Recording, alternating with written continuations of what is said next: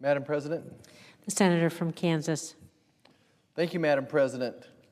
On January the 20th, President Joe Biden gave his inaugural address to the American people, saying that in order to overcome the challenges we face as a nation and to, I quote, to restore the soul and to secure the future of America requires more than words. It requires that most elusive of things in a democracy, unity. Unity. I end the quotes, and he says for a second time, unity. In fact, he mentioned the word unity 9 separate times throughout his inaugural remarks. Unfortunately, that unity President Biden preached about is nowhere to be found. 100 days in office, and there's been zero bipartisanship from the White House on any major issue. We've seen zero effort by the White House to take any Republican idea or concept seriously. In fact, they've done very little to reach across the aisle, engage Republicans, or have a serious conversation with us.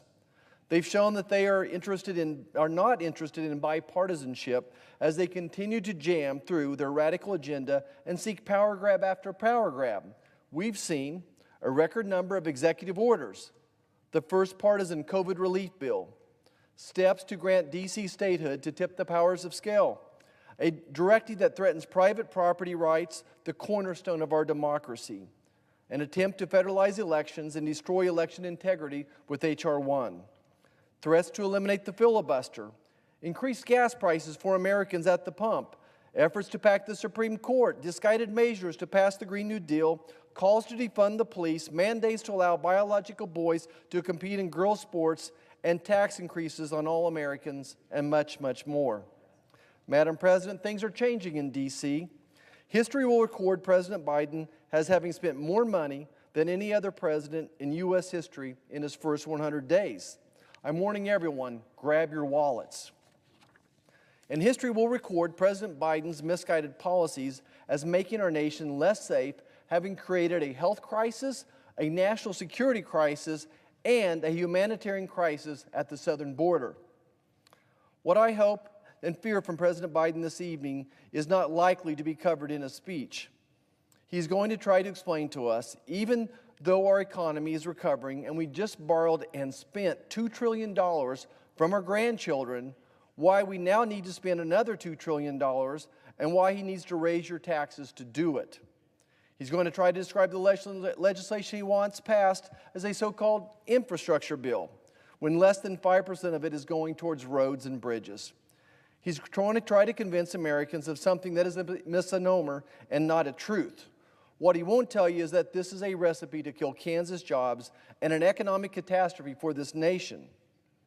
Last week, President Biden signed into law a bipartisan bill I introduced alongside Senators Bill Cassidy and Tina Smith to lower prescription drug prices for the American people.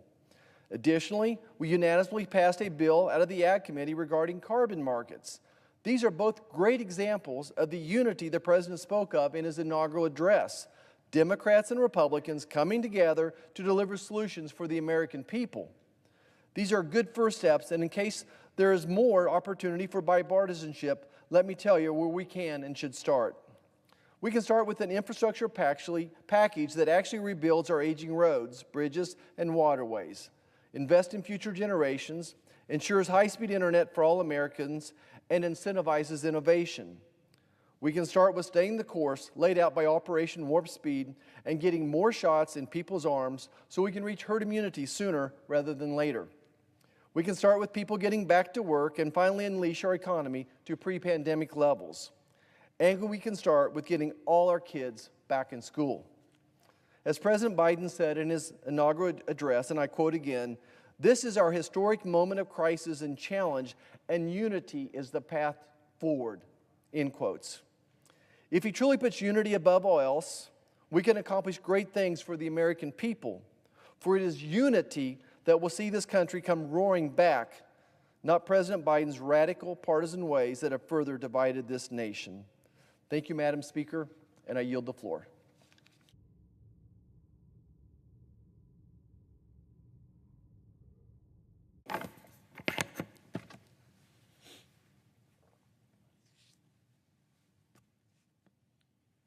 Madam President.